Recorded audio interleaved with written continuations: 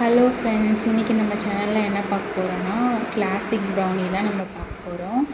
இதில் walnut brownie and cashew nut brownie, almond brownie, அதுக்கப்புறம் choco chips, அதுக்கு பதிலாக நான் சாக்லேட் போட்டு செஞ்சுருக்கேன். இது எப்படி செய்கிறதுன்னு வாங்க வீடியோக்குள்ளே போகலாம். நான் இன்றைக்கி 6 இன்ச்சு டின் எடுத்திருக்கேன். இது வந்து ஸ்கொயர் டின்னு.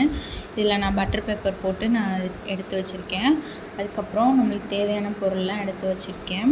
வெண்ணிலா எசன்ஸு, ஒரு முட்டை, அதுக்கப்புறம் மைதாவும் பேக்கிங் பவுடரும் எடுத்திருக்கேன். அப்புறம் 1/2 கப்பு பவுடர் சுகர் எடுத்திருக்கேன். இன்னொரு பவுலில் வந்து பட்டரும் டார்க் ஆமண்டும் எடுத்து வச்சுருக்கேன். இதை மெல்ட் பண்ணுறதுக்கு இந்த மாதிரி சுடுதண்ணி வந்து நல்லா கொதிக்க வச்சுட்டு அது மேலே இது மாதிரி வச்சுருங்க.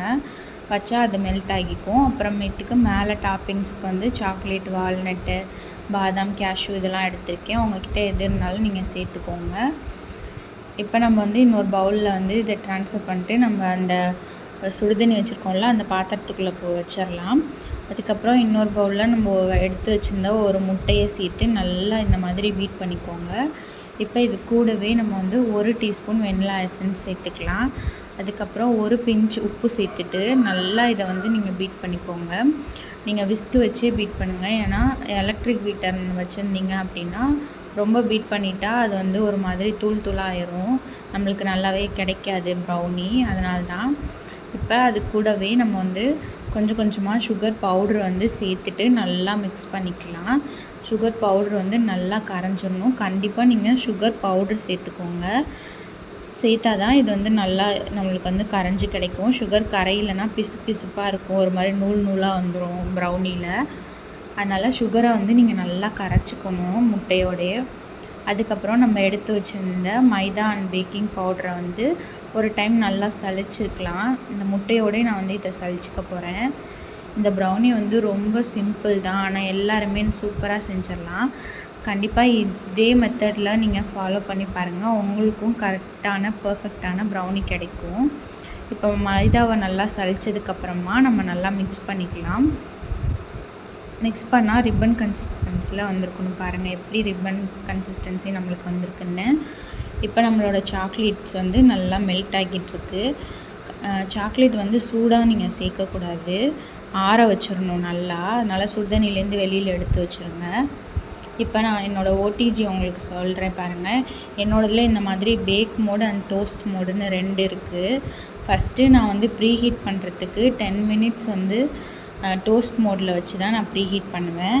நான் வந்து 150க்கும் 200க்கும் சென்டரில் வச்சுருக்கேன். 180 வரும். அது கொஞ்சம் தள்ளி 200 ஒட்டினாப்பில் நான் வச்சுருக்கேன். அது வந்து 180 செல்சியஸ் டிகிரி வரும் அது.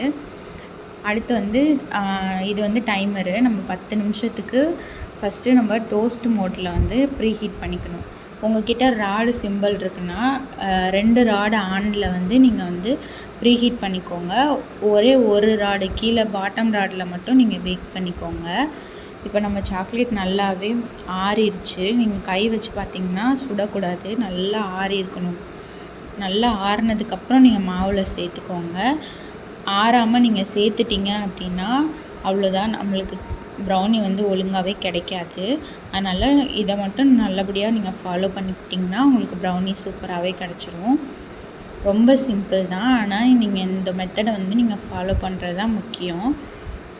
இப்போ நம்ம மாவு கரைச்சி வச்சுருந்தோம்ல அந்த இதில் நம்ம சாக்லேட் பட்டர் மெல்ட் பண்ணதை நீங்கள் இதில் சேர்த்துக்கலாம். சேர்த்துட்டு நல்லா இதை வந்து மிக்ஸ் பண்ணிடணும். நீங்கள் மிக்ஸ் பண்ணதுக்கப்புறமா ஷைனிங்கான ஒரு லுக் கிடைக்கும். அப்போ நம்ம மிக்ஸ் பண்ணது கரெக்டாக மிக்ஸ் ஆகிடுச்சு எல்லாமே அப்படின்றது அர்த்தம். இந்த மாதிரி ஷைனிங்காக கிடச்சிருக்கு பாருங்கள். இதுக்கப்புறம் நீங்கள் மிக்ஸ் பண்ண வேணாம், ஓவர் மிக்ஸும் பண்ணிடாதீங்க, தயவு செஞ்சு ஓவர் மிக்ஸ் பண்ணிடாதீங்க. இதுக்கப்புறம் நம்ம என்ன பண்ணோன்னா இந்த டின்னில் பட்டர் ஷீட் போட்டுக்கோம்ல அதில் வந்து இந்த பேட்டரை வந்து ஊற்றிக்கோங்க. நீங்கள் பட்டர் ஷீட் வந்து டின்னுக்கு மேலே கொஞ்சம் இருக்கிற மாதிரி போட்டுக்கோங்க. அப்போ தான் நீங்கள் வந்து டீமோல்ட் பண்ணும்போது உங்களுக்கு ஈஸியாக இருக்கும். ஏன்னா ப்ரௌனியை வந்து கேக் மாதிரி திருப்பி போட்டு நம்மளால் டீமோல்ட் பண்ண முடியாது. அதனால தான் இந்த மாதிரி பட்டர் ஷீட்டை வந்து நீங்கள் கொஞ்சம் ஹைட் கொடுத்திங்கன்னா எடுக்கும்போது உங்களுக்கு ஈஸியாக இருக்கும். அதுக்கப்புறம் எந்த ஏர் பபிள்ஸும் இல்லாமல் நீங்கள் இந்த மாதிரி செஞ்சுருங்க. எல்லா ஏர் பபிள்ஸையும் ரிலீஸ் பண்ணதுக்கப்புறம் நம்ம பேக் பண்ண வச்சிடலாம். இது மேலே வந்து நம்ம எடுத்து வச்சுருந்தா டாப்பிங்ஸ் சேர்த்துக்கலாம். நான் இப்போ ஒரு 4 பகுதியாக பிரித்து ஒரு இதில் சாக்லேட் அண்ட் வால்நட் ஒரு இதில், அதுக்கப்புறம் கேஷ்யூ நட்டு, அதுக்கப்புறம் பாதாம் சேர்த்துருக்கேன். இது எல்லாமே ஒவ்வொரு ரெசிபியாகவே நம்மளுக்கு வந்து செஞ்சு காமிப்பாங்க. ஆனால் வந்து இதே பேட்டரி யூஸ் பண்ணி தான் இதில் வந்து நம்ம டாப்பிங்ஸ் போட்டுக்குவோம். இதில் சாக்கோ சிப்ஸ் வேணுன்னா சாக்கோ சிப்ஸ் போட்டுக்கலாம். இந்த மாதிரி நிறையா நட்ஸு அண்டு சிப்ஸு, சாக்லேட்டு இந்த மாதிரி நிறையா நம்ம வந்து சேர்த்துக்கலாம். சேர்த்துட்டு நம்ம வந்து ஓடிஜியில் வச்சிடலாம். இப்போ நான் என்ன பண்ணியிருக்கேன் அப்படின்னா பேக் மோடுக்கு மாற்றிட்டேன். பேக் மோடுக்கு மாற்றிட்டு இதை வந்து 30 மினிட்ஸ் வந்து நான் பேக் பண்ண போகிறேன். இதே வந்து நீங்கள் குக்கரில் பண்ணணும் அப்படின்னாலும் நான் உங்களுக்கு காமிக்கிறேன் பாருங்கள். நான் வந்து ஒரு இருப்பு சட்டி, அலுமினியம் இருப்பு சட்டி தான் எடுத்திருக்கேன். அதில் வந்து சின்னதாக ஒரு மாதிரி மூடி மாதிரி போட்டுட்டு அது மேலே இதை வந்து நான் கேக் பேட்டரை வச்சுட்டு க்ளோஸ் பண்ணிக்கிட்டேன். க்ளோஸ் பண்ணிட்டு எந்த கேப்பும் இருக்கக்கூடாதுன்றதுக்காக நான் வந்து இந்த மாதிரி ஒரு கல்லை வச்சுருக்கேன். ரெண்டுமே 30 மினிட்ஸ் வெந்துச்சுன்னா கரெக்டாக பர்ஃபெக்டாக நம்மளுக்கு கிடச்சிரும். 30 மினிட்ஸ் ஆயிடுச்சு. ஒரு கம்பி வச்சு குத்தி பாருங்கள். க்ளீனாக வந்துச்சு அப்படின்னா உங்கள் ப்ரௌனி வெந்துருச்சுன்னு அர்த்தம். லைட்டாக பிசுப்புன்னு ஒட்டியிருந்தாலும் பரவாயில்ல, நீங்கள் வெளியில் எடுத்து வச்சோன்னே அது சரியாயிக்கும். ரொம்ப மாவு ஒட்டியிருக்கு அப்படின்னா இன்னும் ஒரு 10 நிமிஷம் நீங்கள் வேக வச்சு எடுத்துக்கோங்க. பாருங்கள் எவ்வளோ சூப்பராக அந்த க்ரிங்கிள் டாப்லாம் நம்மளுக்கு கிடச்சிருக்குன்னு. இதுதான் பர்ஃபெக்டாக குக் ஆனதுக்குரிய அர்த்தம். இந்த மாதிரி தான் உங்களுக்கு ப்ரௌனி வந்திருக்கணும். என்னோடய மெஷர்மெண்ட்ஸை நீங்கள் ஃபாலோ பண்ணிங்கன்னா கரெக்டாக உங்களுக்கு இந்த மாதிரி க்ரிங்கிள் டாப்போடு நம்மளுக்கு ப்ரௌனி கிடைக்கும். கிளாசிக் ப்ரௌனினால் நம்மளுக்கு எல்லா சைடும் ஈவனாக கிறிஸ்பியாக இருக்கும். அதான் கிளாசிக் ப்ரௌனின்னு சொல்லுவாங்க. அதுக்கப்புறம் நம்ம வந்து இதை நல்லா கூல் டவுன் பண்ணிடணும். நல்லா இதை வந்து ஆற விட்டுறணும். ஆற வச்சதுக்கப்புறம் தான் நீங்கள் கட் பண்ணணும். ஆறுறதுக்கு முன்னாடி நீங்கள் கட் பண்ணிங்கன்னா கண்டிப்பாக இது வந்து கிராக் விழுந்துடும், ப்ரௌனி உங்களுக்கு ஸ்பாயில் ஆகிடும். அதனால் நல்லா ஆற வச்சதுக்கப்புறமா நீங்கள் வந்து கட் பண்ணுங்கள். கட் பண்ணிவிட்டு ஒரு க்ளீன் ராப் போட்டு நீங்கள் சுற்றி வச்சுக்கோங்க. வச்சுட்டு நீங்கள் சாப்பிடுங்க.